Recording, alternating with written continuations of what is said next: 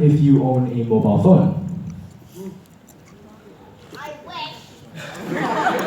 So that's basically most of us. As you can see, technology has become a very big part of our lives. And a recent study shows that on average, each person spends about 90 minutes on their phone per day. Now, stretch that over the course of 80 years, which is how long we live, we spend about 4 years looking down at our phones. So since we spend so much time and effort on these devices, what impact do they have on our lives? Before I begin, there's a link here up on the slide. This is a Q&A. I will probably be answering them later on. And if you could just ask a few questions, that'd be really good. Yeah, that means pull out your phones and type this link. Yeah, thank you. So let's begin. This is a dinosaur. No, it's not a dinosaur, it's the Dynatac 8000X, the first commercially available mobile phone that was released in 1984. This has no screen, and I don't think it could access the internet. However, it was one of the first ways we could talk to people on the go.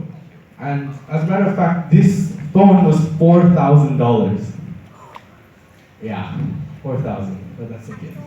So fast forward through the years, we've got sort of a evolution of phones. As you can see, from 1990 to 2015.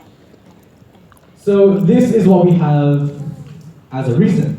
This is the iPhone 7, the latest and greatest the mobile phone industry has to offer, and certainly one of the most recognizable brands out there. This iPhone replaces many of the things that we needed in the past, for example, a map or physical newspaper, and it's certainly better than some of the digital cameras we have today. In fact, the smartphone has become so popular that about 2.5 billion people own one. So this is the Macintosh Portable. It follows the same trend as the phone. This is $7,300, by the way.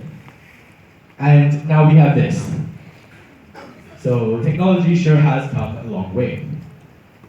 With technology, we have developed many different ways to connect and communicate with others. Facebook, as of 2016, has 1.8 billion people. And if it were a country, it'd be the biggest country ever. YouTube, I'm sure most of you watch videos on there. Users of YouTube all around the world watch hundreds of millions of hours of videos every day. Think about that. So, what inspired me to start this investigation is our use and heavy reliance on technology and social media. I sent this forum about 2 or 3 months ago, and I'm sure some of you recognize it.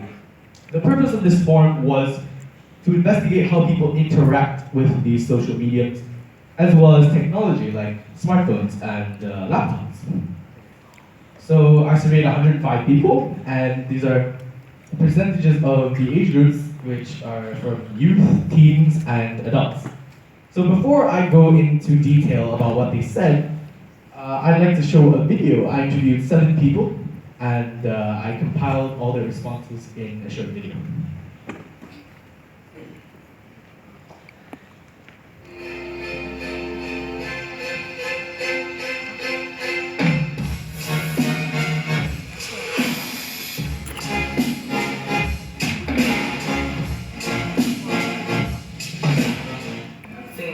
I think when I was like 12, and it was an iPad. I think it's an iPad 2 or whatnot. Yeah, it's made my life easier in a way where communications are easier.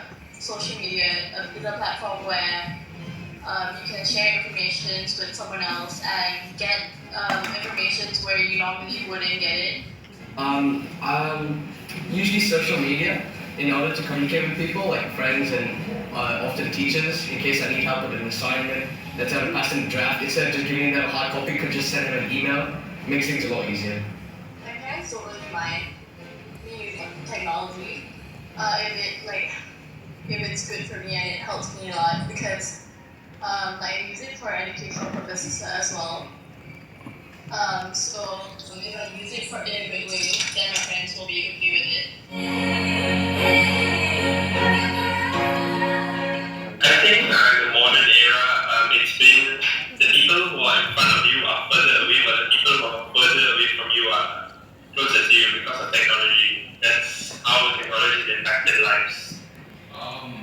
Well, if you're asking me if I can live without internet services, I think that it is possible to live. It's not like air or water or food that you will die if you don't have it. But in our modern world and in the way I see the world and in the way things I do using technology, I don't think it's possible for someone to stay very long without it.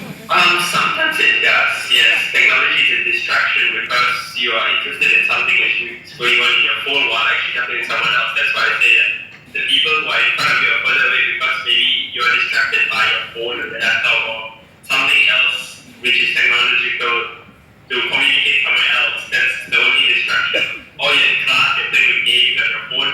That's also a distraction. Using social media, like as I said before, that you don't just communicate one way. There's no one way to communicate anymore. You don't need to call up someone and you can talk to them for a long time just to get information. You could message someone, you could send someone an email, you can communicate with them in so many different ways that I think everyone's personality is a bit more known.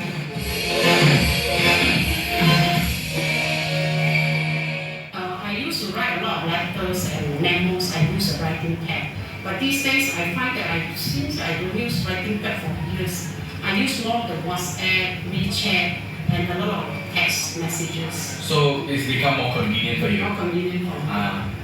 But my writing skill also improved.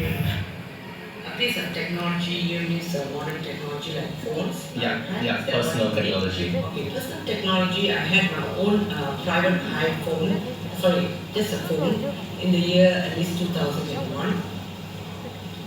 I think technology in general makes the relationship more efficient. I think improve. I think the benefit is positive. To me personally, it has actually enhanced relationships. Obviously, for me, technology has been